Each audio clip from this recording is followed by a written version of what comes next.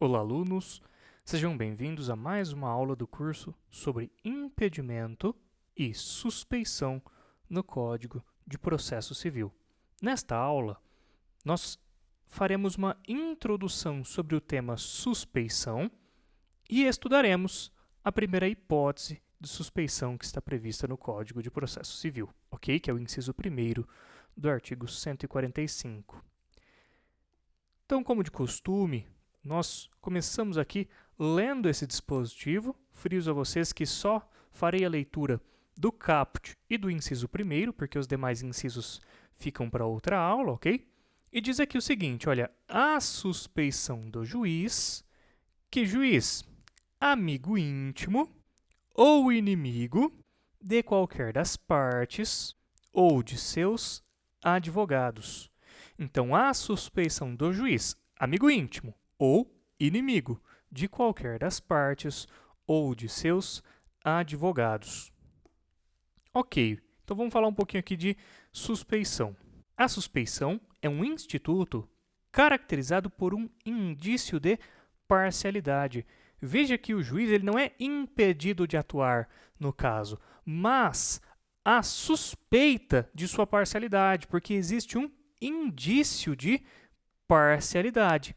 Então, aí nós temos a suspeição.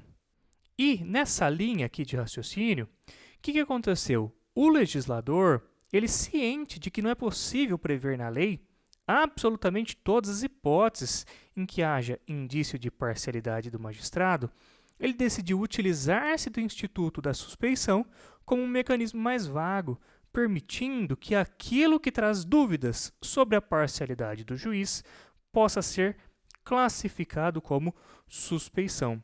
E tanto é assim que, por exemplo, aqui, olha, em algumas hipóteses, como nós veremos ao longo das aulas, o legislador ele se utilizou, vou até colocar de uma outra cor aqui, olha, ele se utilizou do quê?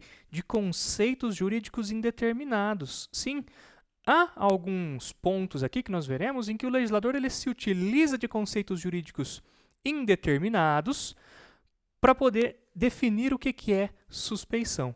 Então, tenham em mente isso, que a suspeição ela é caracterizada pelo indício de parcialidade e que, em algumas hipóteses aqui, nós veremos que há conceitos jurídicos indeterminados escolhidos pelo legislador para caracterizar a suspeição. Haja vista que ela tem um objetivo aqui de ser um mecanismo um pouco mais vago, né?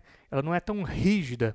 A gente falava, né, no caso de impedimento, de hipóteses muito objetivas. Aqui nós veremos que não é tão objetivo. Pelo contrário, aqui nós veremos que é um pouco mais subjetivo. Por exemplo, no inciso 1º. Ora, o inciso 1º, ele traz justamente o quê? Esses conceitos jurídicos indeterminados. Porque quando ele diz amigo íntimo, quando ele diz inimigo, ele está se utilizando de conceitos jurídicos indeterminados. Ora, até que ponto aquele relacionamento caracteriza uma amizade íntima? Ou até que ponto aquele relacionamento caracteriza uma inimizade?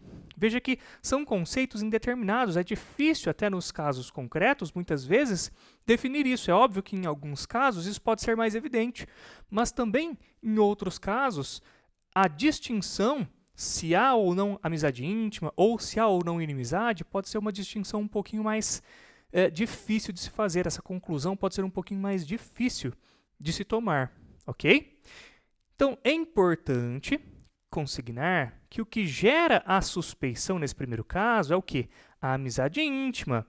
Não é um mero coleguismo. Naturalmente, o que está escrito aqui é o quê? Vamos seguir o que está na lei. A lei é muito expressa. A amizade íntima. É isso que gera a suspeição, não é um simples coleguismo. Então, o juiz ele joga futebol numa determinada turma e dentro daquela turma tem um cidadão lá. Será que o juiz é impedido? Não, não é impedido de julgar as causas em que aquele cidadão esteja relacionado. Por quê? Porque ele não é amigo íntimo daquela pessoa, só é uma pessoa do contato social dele, mas ele não tem amizade íntima, certo? Então, lembrem-se que o mero coleguismo não é a causa de suspeição. O que gera suspeição é uma amizade íntima entre o juiz e a pessoa, ok? Naturalmente, como eu ressaltei para vocês, Isso aqui é um pouco subjetivo, às vezes é difícil de se perceber, em outras vezes é muito claro, mas em algumas ocasiões é uma situação um pouco difícil de se distinguir. Lembrem-se também, pessoal, que essa amizade íntima, ou inimizade, eu coloquei aqui amizade íntima, né?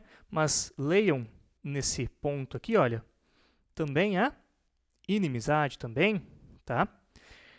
A amizade íntima ou a inimizade, ela pode ser tanto com a parte do processo, quanto com o advogado, que é justamente o que está previsto aqui, olha, em laranja para vocês, de qualquer das partes, e também em cinza para vocês, ou de seus advogados. Então, o relacionamento do juiz com a parte do processo, ou o relacionamento do juiz com o advogado dessa parte, pode gerar a suspeição, desde que o juiz seja amigo íntimo ou inimigo dessas pessoas. E, embora, pessoal, embora não haja menção expressa nesse inciso, a amizade íntima, vou até frisar novamente, né? Ou também o quê? A inimizade. Nesse ponto aqui, olha, ou também a inimizade do juiz com o promotor de justiça também configura a suspeição. Não está previsto expressamente, mas como eu mencionei para vocês, a suspeição ela é caracterizada por indício de parcialidade. E nós temos aqui uma situação em que também haveria o indício de parcialidade. Da mesma forma que a amizade com a parte ou com o advogado gera a suspeição, gera esse indício de parcialidade, a amizade íntima ou a inimizade com o promotor de justiça também configura essa suspeição, ok? Então, na aula de hoje, nós vimos uma apresentação da suspeição e constatamos aqui a primeira hipótese. Já na primeira hipótese, nós vimos esses conceitos jurídicos indeterminados aqui, certo? Então, nós temos aqui uma noção geral e o primeiro caso previsto em lei. Espero que vocês tenham gostado da aula. Por favor, deixem o like, não deixem de compartilhar os vídeos e deixar seus comentários. E nos vemos na próxima aula.